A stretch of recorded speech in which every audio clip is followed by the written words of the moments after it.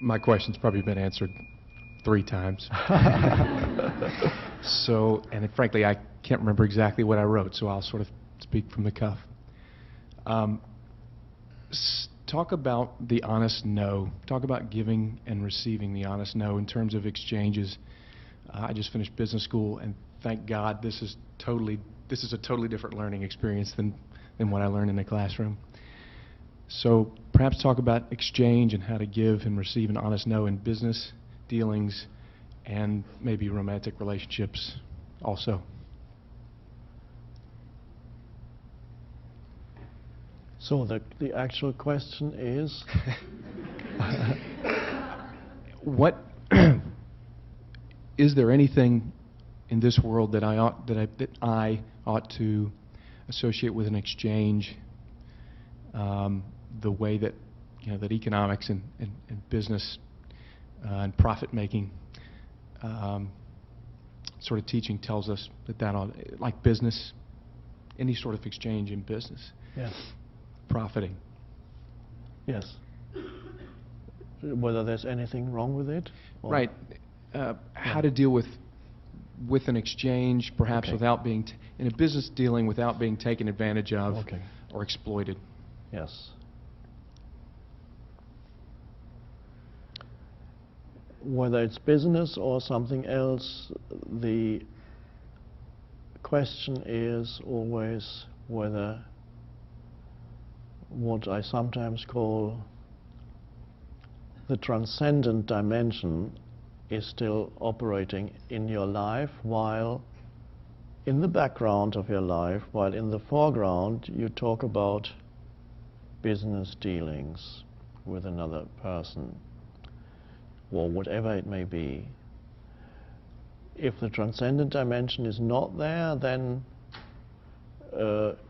it becomes very problematic, and all kinds of psychological self-seeking and so on comes in and interferes with what could be a much more efficient way of even doing business.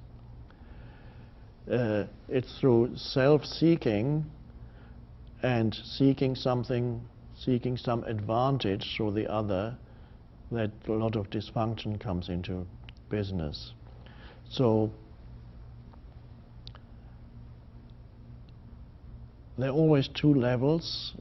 It's probably easier to give an actual example. Let's say you want to sell something to somebody, whatever it may be, whether big or small. Maybe you're selling I work in the hospital business, so hospital services, yes, for example. Yes. So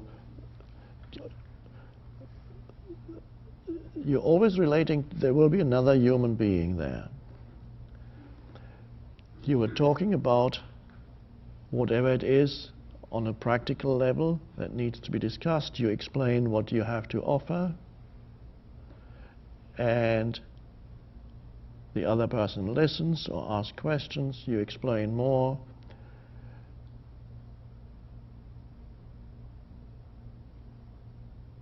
The question is then, can you sense where's the word empathy, meaning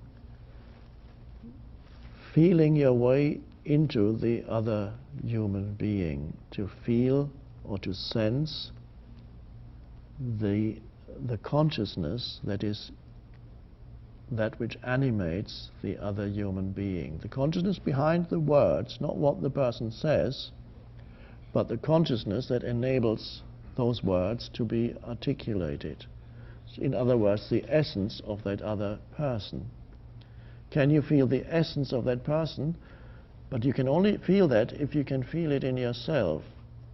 So while you explain the practical side of it, there is an awareness behind, at the back of you, of this other human being, and you sense the shared consciousness of you and the other. That's that sounds perhaps a little bit abstract, but it's actually quite easy. For example, it just means you become very still when you listen to that person, because that person will occasionally speak, and then you're alert and still. And you begin to sense and acknowledge the aliveness of that human being beyond the function of that human being. Because on the function level, you have a particular function, a role that you play, and this person has a particular function, a role that he or she plays. Two roles. And people kind of slip into their roles, and they act out their roles, and that's fine, there's nothing wrong with that, except that is that all there is? If the other person is a client, here already we have a role, because the moment you say my client, you've already, of course, put that person into that role, and that person sees him or herself as a client. So he or she accepts the role, and you have another word for yourself as this or that, another role. If there's only that, then the other person becomes to you a means to an end. And if it doesn't work out on the level of your respective roles, not infrequently, there is negative feelings. You see that with many people. When the deal is not going to be reached, they get angry and negative. And suddenly, before they gave you all kinds of things, and now suddenly they become angry towards you just because the deal is not being reached, that they wanted. They wanted something from you. They were nowhere interested in you as a being. They were only interested in you as the role, because through that they were seeking something to enhance their role. But those that are very good that are very successful even in business tend to be those who are not primarily interested in the outcome of their particular role playing, but are truly interested in the human being. They enjoy being with the other. That's perhaps how they perceive it, but what that really means, you can only enjoy being with the other when you transcend the limitations of your personal selfhood. In other words, the transcendent dimension. Now that's in any relationship, whether it's a intimate relationship, business relationship, any relationship. Is the transcendent dimension there? That is the question. I've occasionally met people who are so in business, who want to sell you something, and you say, no, not really, after listening to them, no, I'm not really.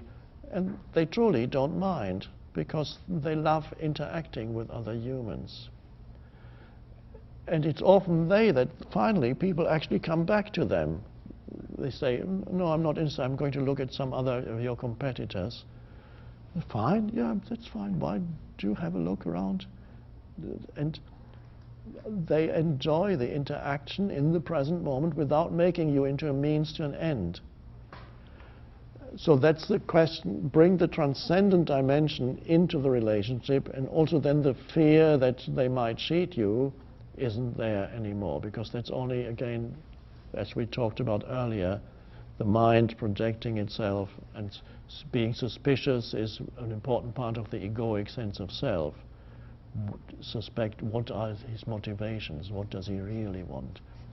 Whereas if you live in presence, you don't even question people's motivations. You just look and you speak. You don't care what their motivations are. I'm always surprised when people talk about people's motivations. I've never seen that. Maybe they're right, but I don't see it.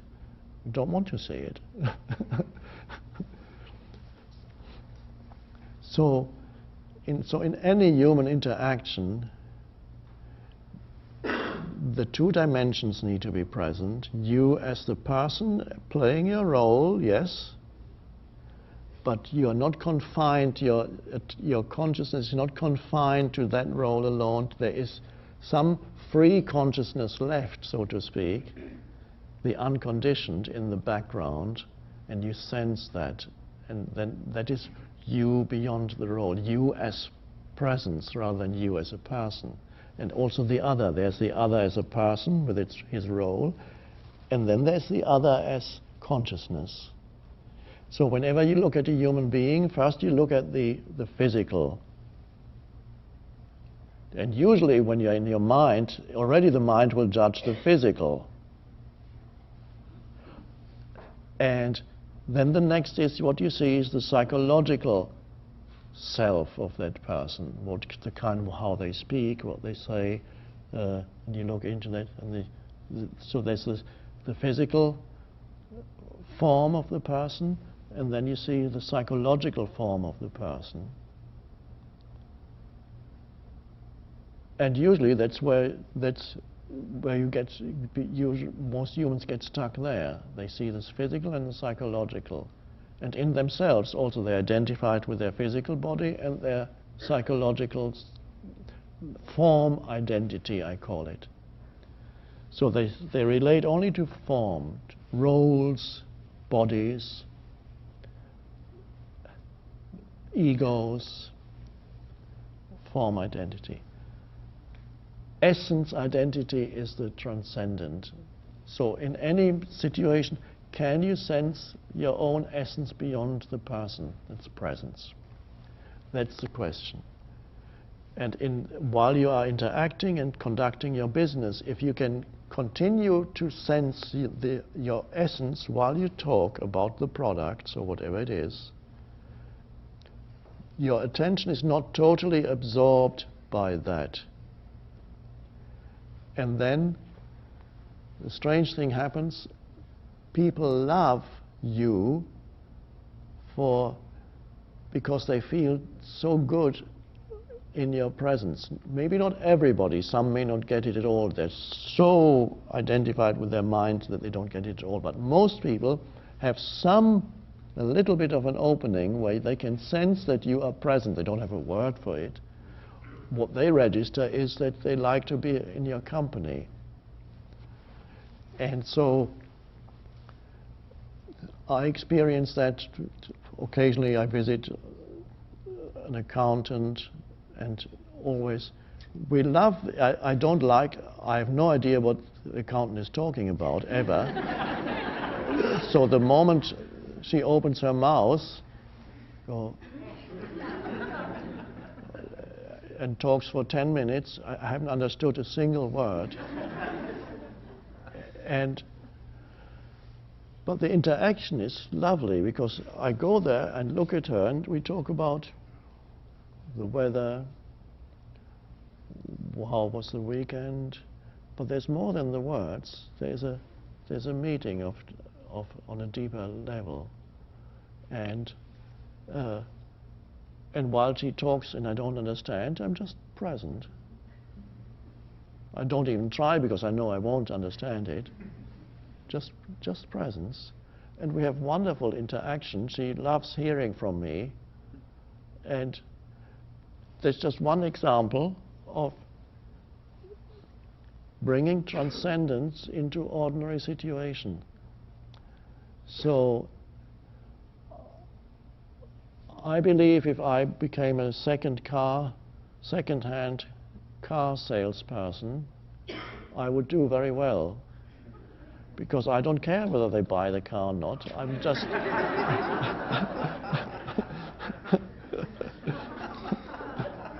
Thank you. Something much more pleasant is our interaction at this moment. Whatever you want to buy it or don't buy it, but I enjoy the interaction of this moment. Much more enjoyable than any future moment where you might buy it or not. It's wonderful if you don't care about that. And of course that's already expressed in the what I call don't care is expressed in the Bhagavad Gita, the ancient Indian sacred scripture, where it is called karma yoga, which means not to be attached to the fruit of your action. That means not to be attached to the outcome, the mentally projected outcome, but simply to be present with the action. The fruit will look after itself. That's what it says. And Jesus puts it in slightly different words. He says, don't be concerned about tomorrow, but tomorrow will look after itself. That's also because the fruit is the future outcome. So the beautiful teaching of karma yoga is to bring presence into whatever you do, so that the doing is not a means to an end, at least not primarily. There is a little bit of that may be there, a means to an end, because the reason why this person has come to you when you're a car salesman is because he wanted to buy a car. So there's a little bit present of that reason, but the true reason is the human interaction. If that comes the primary thing, then all these relationships are enjoyable in themselves. And the amazing thing is the fruit of the action is actually much more bountiful when you are not looking to it. The bounty comes of itself because you give your fullest attention to the present moment. You don't have a large percentage of your attention where you want to get to, the fruit of the action. So you lose power then. You lose not egoic power, to a true spiritual power. When you take your attention into this is what I want, then a lot of your attention is there, and then you're interacting there as a means towards getting there. It just doesn't work. So really anything you do can become karma yoga. It can become a spiritual practice. That's the beauty of it. By letting go of attachment to the outcome. And a huge amount of conflict disappears from your life. Totally unnecessary but very normal conflict when you let go of attachment to the fruit of your action, of the outcome. Then you can just be with the present moment. So, because an enormous amount of conflict is generated by people who are attached to the outcome. Even just humans letting go of that, the amount of conflict on the planet would be reduced enormously. But we don't have to wait for others to do it. We have to do it for ourselves. So experience the freedom that comes when you let go of attachment to the outcome of what you're doing. Then you can truly give your fullest attention to the doing, and that there's joy in that, there's aliveness in that. Just so your whole life becomes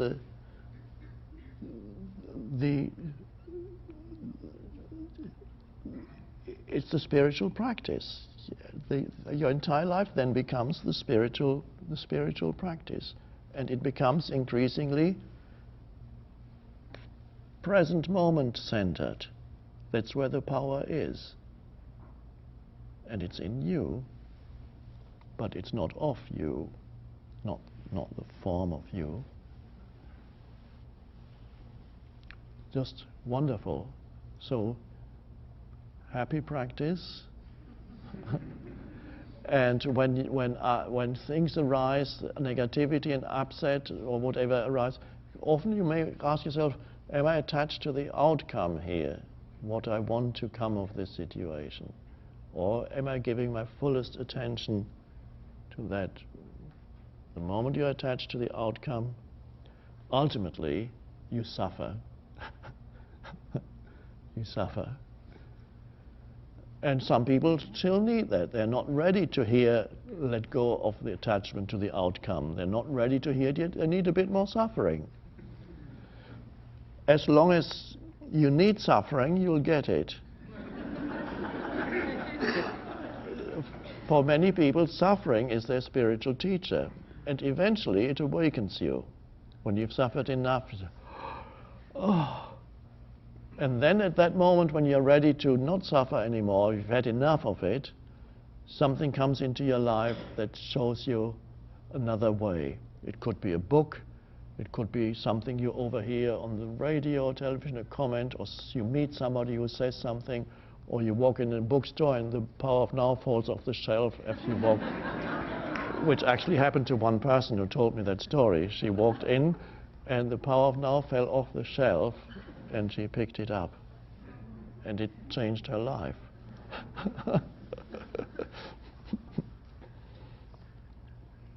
So this is why there's the saying, when the student is ready, the teacher appears, and that's always the case. So don't get too concerned if you know people who you're hoping and wanting that they are ready to hear what you're saying or to get it, and they don't. It's fine, they will in time. If they don't, just a little bit more, they need a little bit more of that teacher that's called suffering. The most popular spiritual teacher on the planet.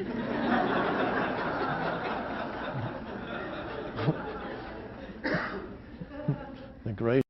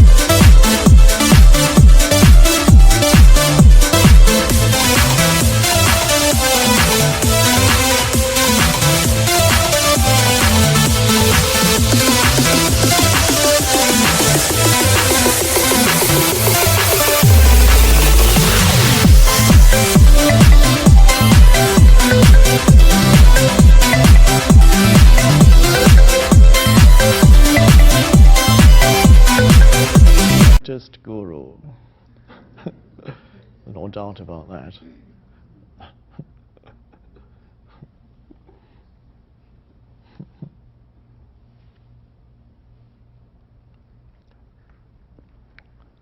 Moment of stillness, although the stillness has been there in the background all the time.